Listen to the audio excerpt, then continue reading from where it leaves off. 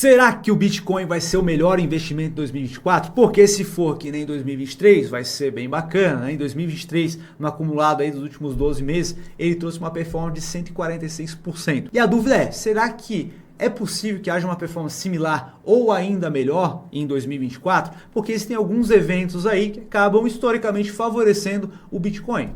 Conforme a gente conhece, o halving acaba acontecendo aí em média a cada 4 anos e esse ano tá para acontecer. E a gente vai entender um pouco mais no detalhe sobre isso e também tem outros fatores que acabam beneficiando o Bitcoin. Então a gente vai ver todos esses no detalhe aí. Fica comigo até o final. Se você está chegando aqui pela primeira vez, prazer, meu nome é Felipe, eu sou analista CNPI e aqui a gente fala sobre investimentos tanto no Brasil como no exterior. Então já se inscreva aí para ficar sempre bem informado e se você já é da casa, já sabe, deixa um dedo like aí para fortalecer cada vez mais.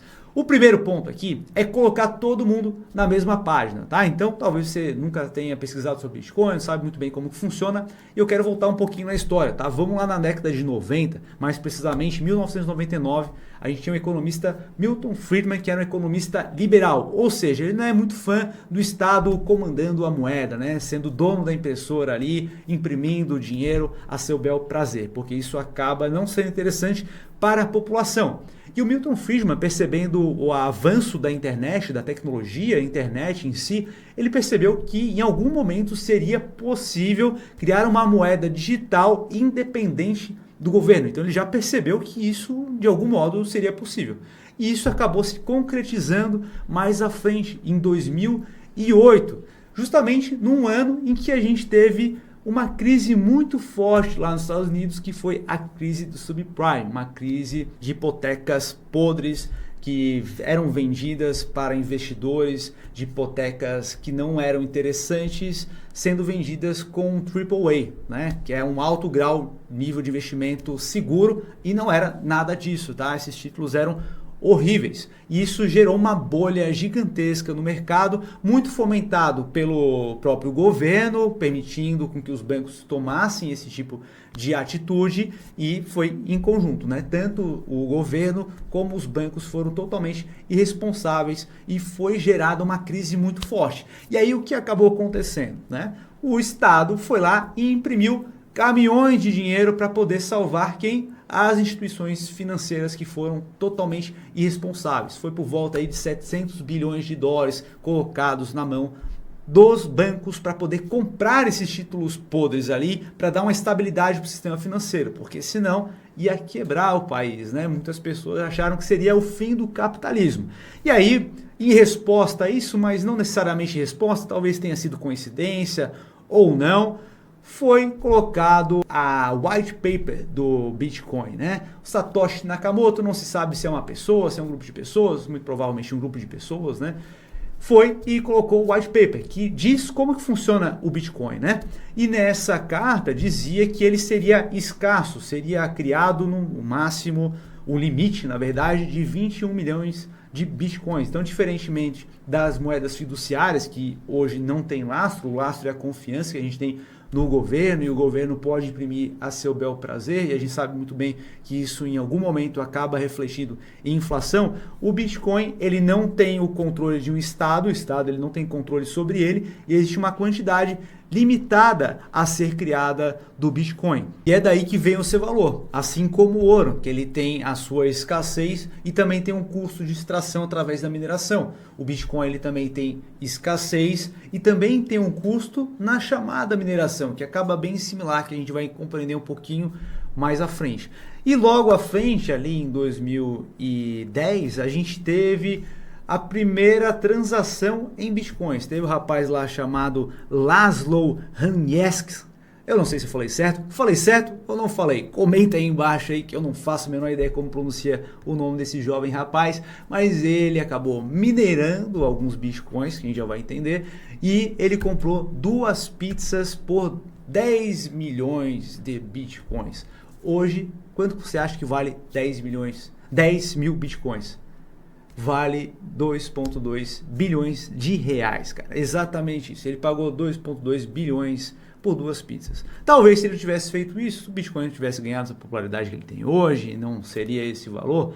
Talvez, não dá para saber, mas ele pagou isso daí, vai ser a pizza mais cara do mundo por diversos milênios, né, pessoal? Então é um negócio absurdo, né? Então, como que esse jovem aí, ele conseguiu esses bitcoins? Ele conseguiu minerando, tá? E esse nome, ele não é à toa, tá? Então, para ficar bem claro, né? Qual que é o processo de mineração?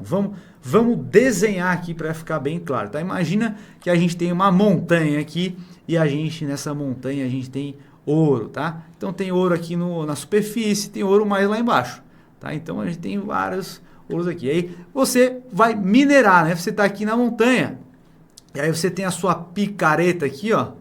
E aí você vai lá e vral. Puta, achei ouro. Maravilha, super fácil, né? Pô, comecei aqui, achei ouro já. Aí você começa a descer aqui, ó. E aí passou pertinho desse aqui, mas não pegou. Porque passou. Aí você lá embaixo começa que tá ficando mais difícil, né? E quanto mais você desce, vai ficando mais difícil. Tem que cavar aqui um buracão e tudo mais. Fica mais complicado. Então, a mesma coisa acaba acontecendo com Bitcoin, você precisa minerar, então foi criado um código onde é necessário uma capacidade computacional para poder quebrar um certo enigma, um código matemático. Então, inicialmente, um computadorzinho qualquer de casa já conseguia quebrar aqueles códigos ali e eles foram criados para que quanto maior a capacidade computacional que fosse colocar de energia ali, então vários computadores atuando ao mesmo tempo, começa a ficar mais difícil, porque essa mineração de um bloco de bitcoins ainda é necessário por volta de 10 minutos. Então, quanto mais computadores, vai ficando mais difícil. Então, no começo tinha muitos computadores, qualquer computador conseguia resolver ali aquilo ali, e o minerador acabava sendo premiado justamente com a sua pepita de ouro, que seria o Bitcoin. Então, inicialmente, esse prêmio era de 50 Bitcoins. Você colocou para minerar lá e ganhou 50 Bitcoins. E aí existe o processo de halving, onde a cada 210 mil blocos é quebrado pela metade, tá? Então, antes era pago 50 bitcoins, agora cai pela metade, caiu para 25.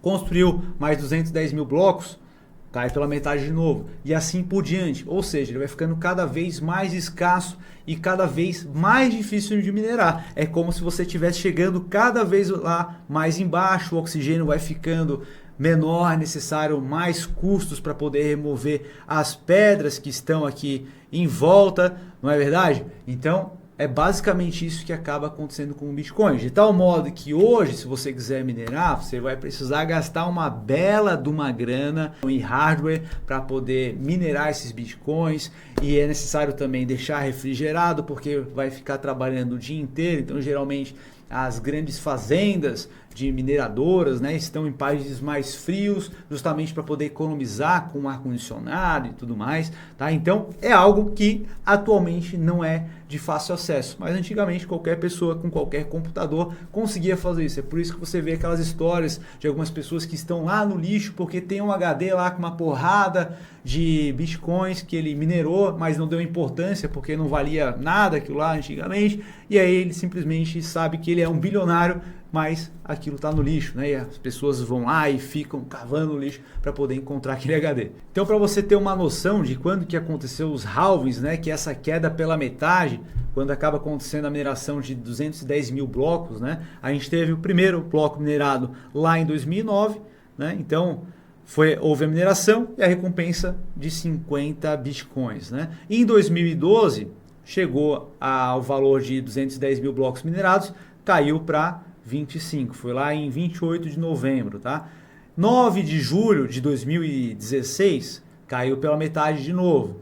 Em maio de 2020, caiu pela metade de novo. E agora a expectativa é que haja o halving novamente, agora em 2024, entre março e abril. Agora, qual foi o retorno histórico que acabou fazendo com que essa data fique famosa, né? Se a gente pegar o retorno que houve do Bitcoin até o pico após o halving de cada ano, a gente percebe que houve uma variação bastante expressiva. Então, lá em 2012, depois do halving até o pico histórico, teve uma valorização de 9.268. Em 2016, do halving até o pico, 2.921% de valorização.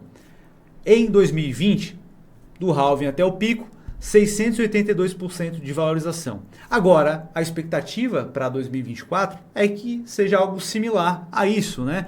A gente tem um número aqui especificamente de que cada ano você percebe que a rentabilidade foi menor, né?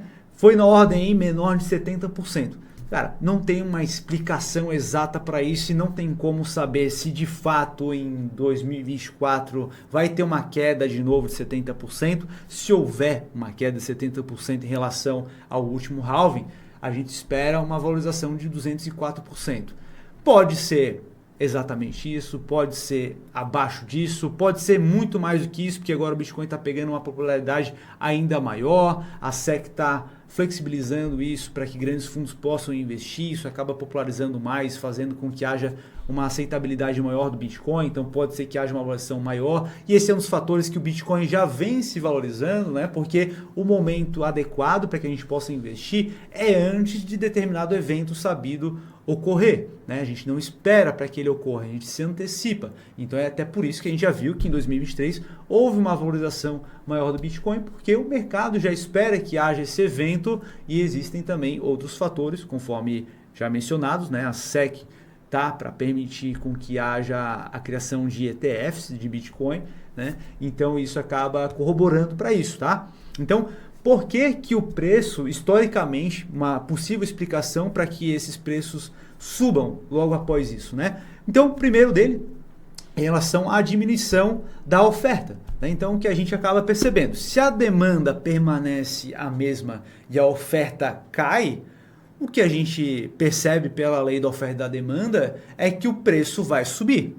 E se a demanda aumenta mais e a oferta cai, o que a gente percebe é justamente que o preço vai aumentar ainda mais. Então é meio que esse o fenômeno que acaba acontecendo com o Bitcoin, porque a cada 4 anos o prêmio pela mineração dele acaba ficando mais escasso, acaba sendo menor, tá? E isso acaba desencorajando com que novas pessoas minerem, o que faz com que tenha um custo maior para poder extrair, e muitas vezes os mineradores eles acabam entesourando esses bitcoins para poder vender no momento posterior melhor, para eles poderem ter o lucro deles, tá? E a dúvida agora é, ainda vale a pena comprar bitcoins?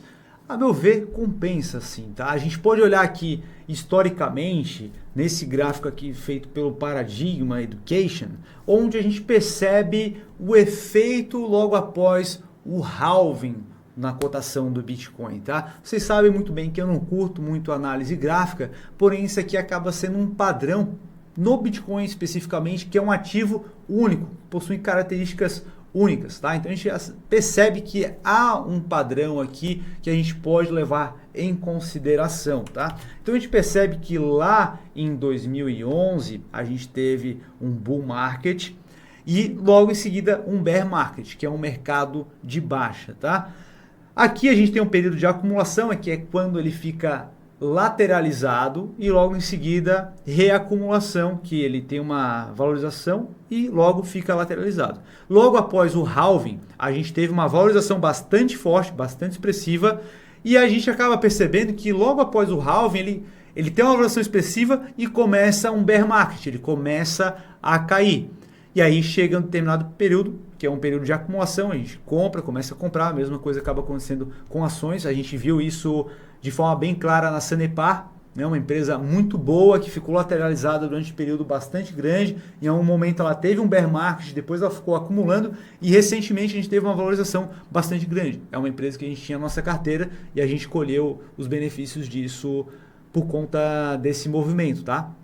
E a gente percebe que novamente ali a gente teve o halving e novamente a gente teve um bull market. E a gente percebe que um pouco antes também do halving, a gente começa a ter uma valorização. Perceba que aqui a gente teve uma valorização antes, aqui a gente também teve uma valorização antes e aqui a gente também teve uma valorização em 2020, tá? Então acaba sendo muito claro aqui esse padrão que acaba sendo gerado. E complementando aqui o gráfico, eu já peguei aqui no TradingView, porque aqui ele vai até 2020, né?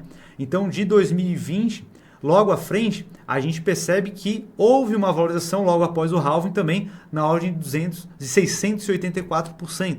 E logo iniciou o mercado de bear market e ficou um pouco lateralizado aqui e voltou a subir aqui, né? Em 2023 subiu bem, tá? Então a gente está nesse ponto especificamente aqui, né? O momento atual. Houve uma valorização, mas ainda o que há de se esperar é uma valorização mais forte após o halving, tá? E agora eu quero saber a tua opinião. Você tem Bitcoin na carteira? Tem medo de Bitcoins? Quer saber mais sobre Bitcoins? Você quer que a gente traga mais conteúdo sobre criptoativos aqui no canal? Comenta aqui embaixo que eu quero saber a tua opinião, beleza? Vou ficando por aqui, a gente se vê no próximo vídeo. Um abraço!